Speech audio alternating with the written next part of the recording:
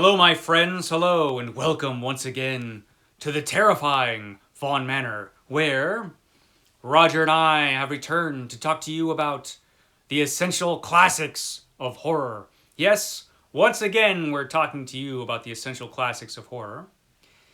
And I was thinking about this video series that I'm doing, and I was thinking the other day about some of the videos I've got in the works for this series, and I realized that there was something I was forgetting about, which was really dumb because this is really important.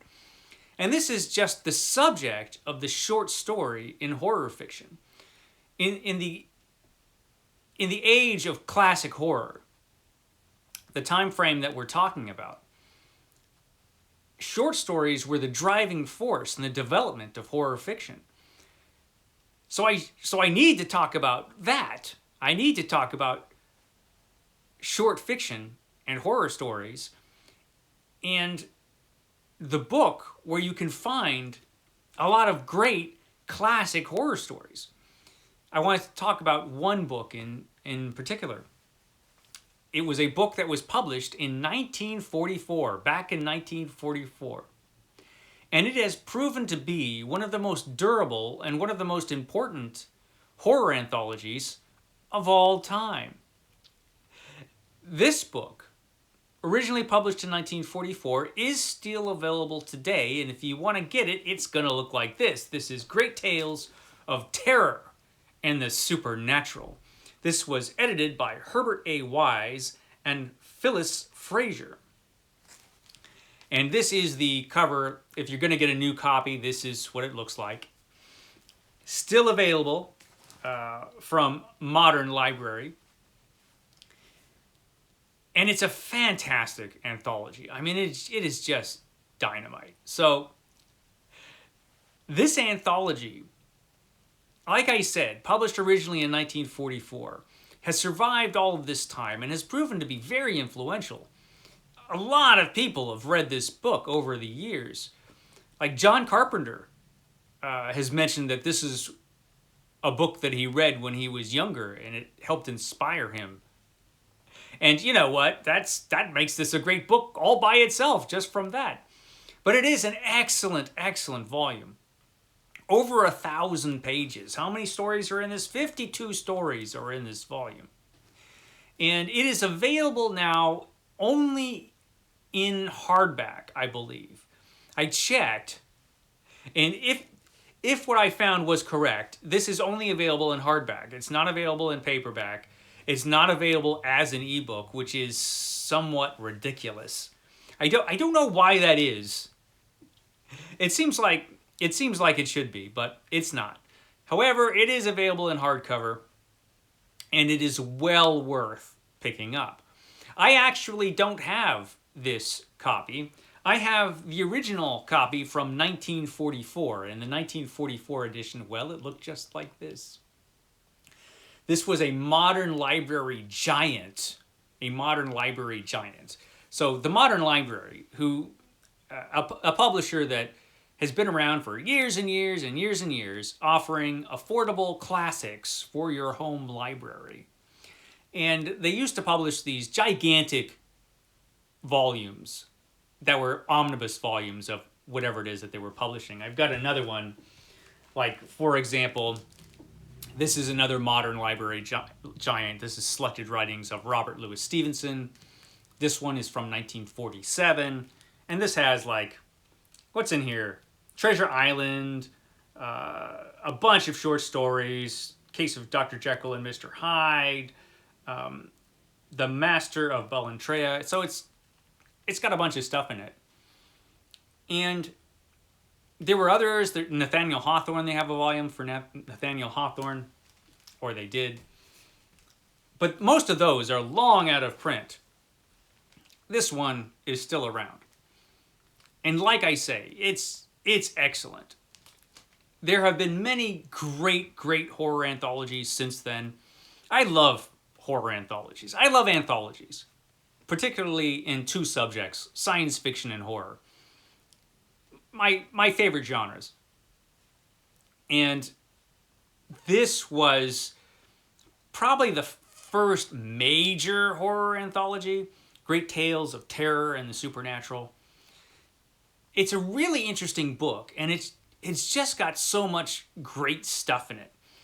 And if you're interested in classic horror fiction, this is definitely the place to go.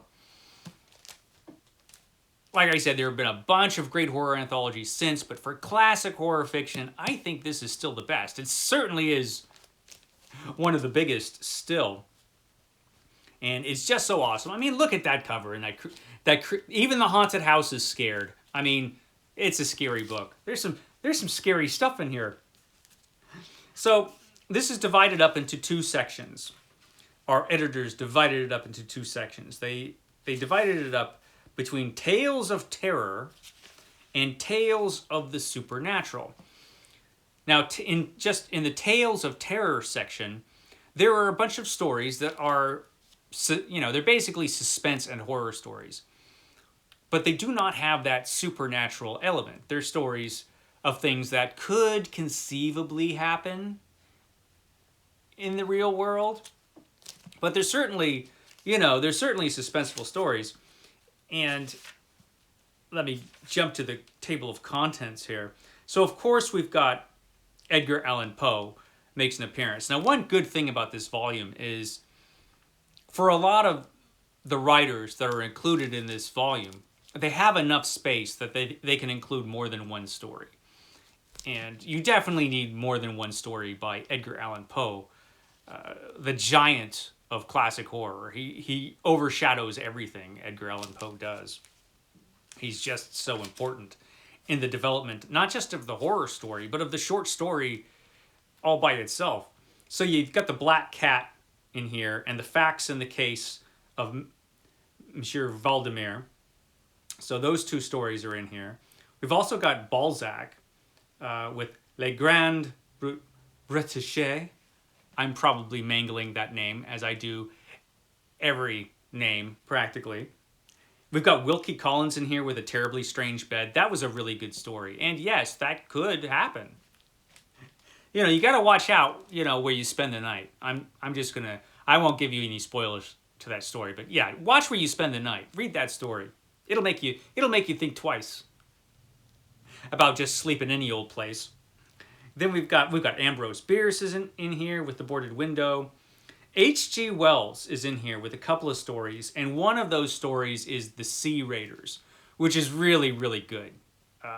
The Sea Raiders is awesome. So that's good. We've got Saki, the pen name of H.H. Munro, with Sredni Vashtar, which is a really good and really creepy story.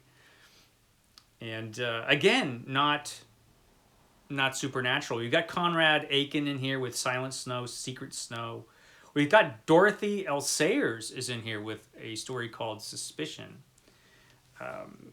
And I'm so glad that they included this, Richard Connell's The Most Dangerous Game.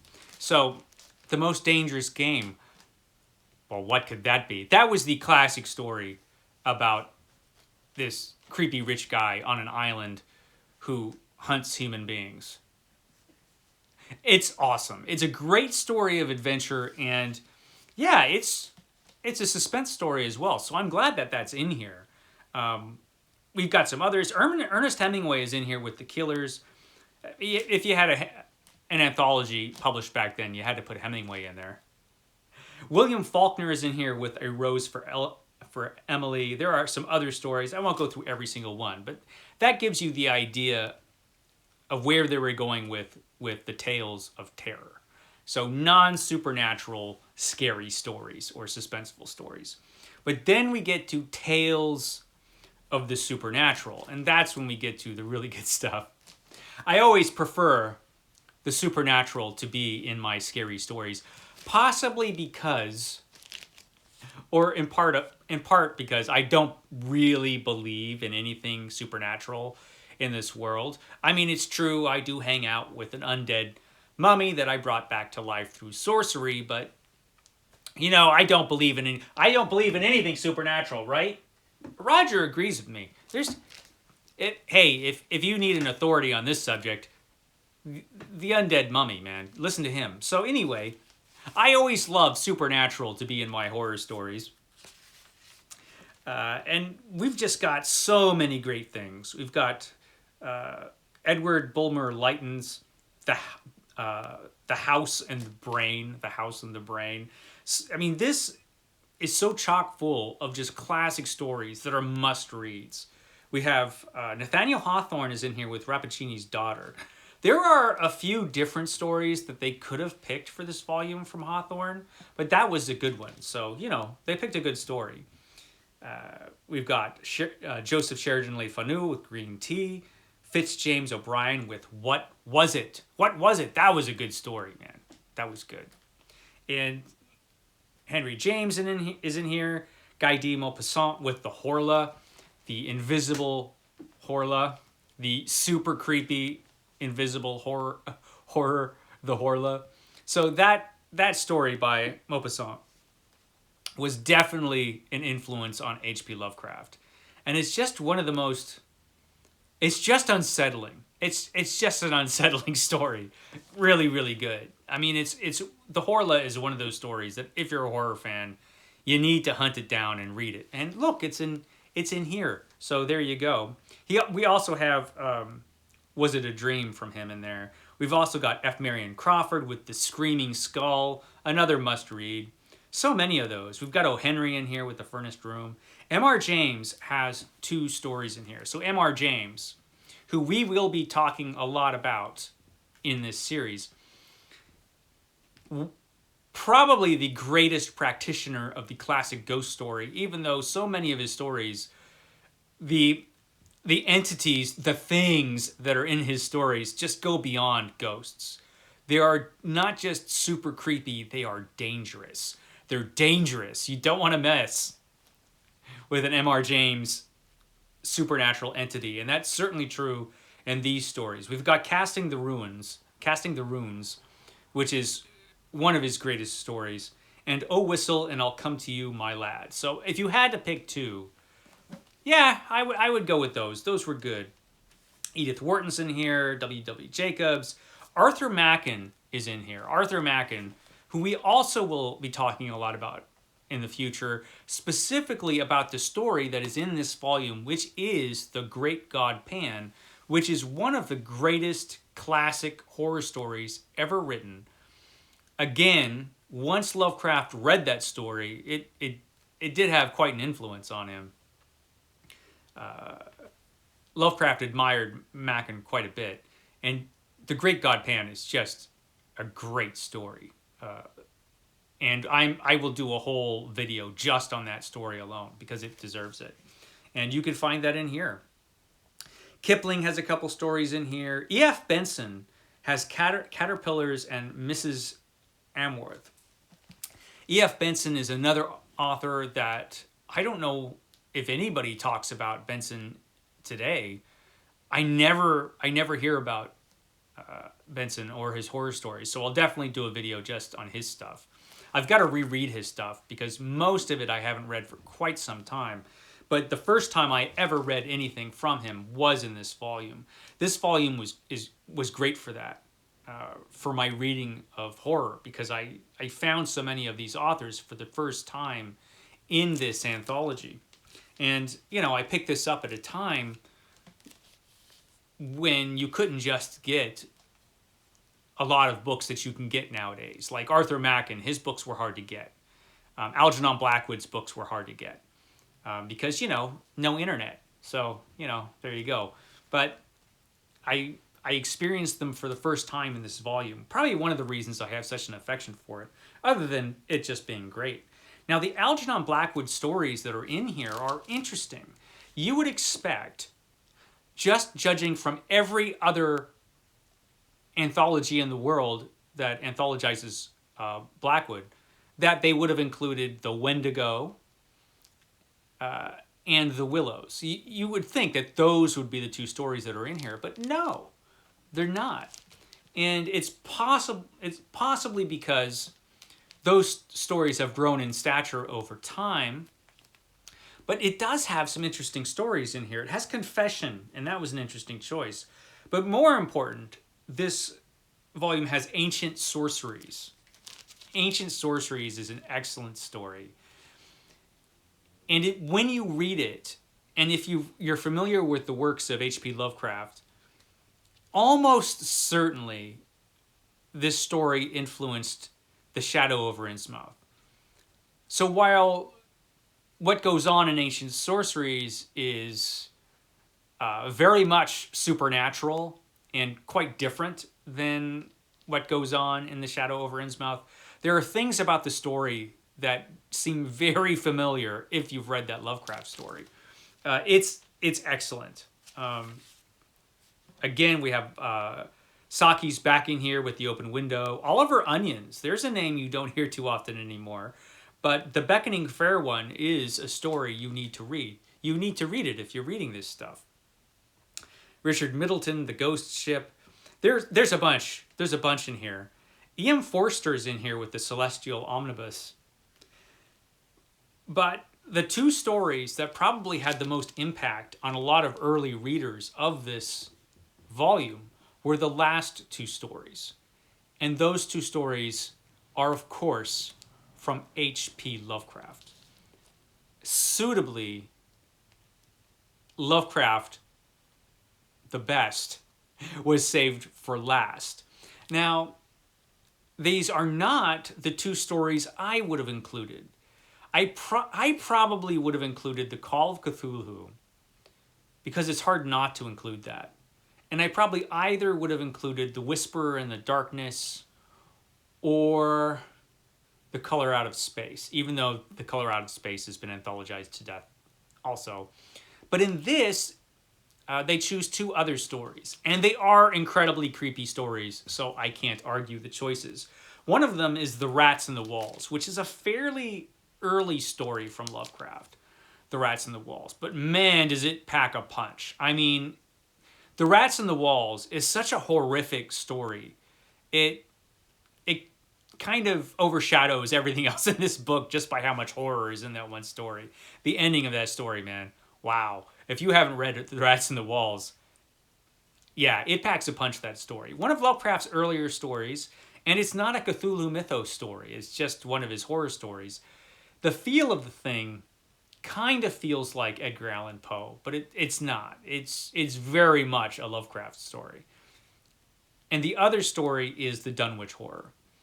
The Dunwich Horror, which is a Cthulhu mythos story, and unlike some other Cthulhu mythos stories, it does have what can easily be interpreted as the supernatural in this story. So in the Cthulhu mythos of H.P. Lovecraft, we're mostly dealing with aliens and entities from beyond space and time, aliens, basically. But this story definitely has a lot of folklore mixed into it. Folklore that H.P. Lovecraft learned firsthand when he was traveling in an area that was an awful lot like the Dunwich of this story. And it just has some of the creepiest stuff in it. Of course, tentacles make their appearance, although I won't tell you how. It's excellent. Roger's favorite book, the Necronomicon, makes an appearance. We go to Arkham. So it was a good choice. And what a solid choice to close out this volume with. So like I said, this is 1,000 pages. You can get it now. Originally published in 1944. It's been scaring people for decades and decades. And for one book, if you just want to pick up one book with classic horror stories to get a feel for the genre, this is the one to get. So yeah, great tales of terror and the supernatural. I love it. I think you'll love it too if you like this kind of stuff. I will catch you next time.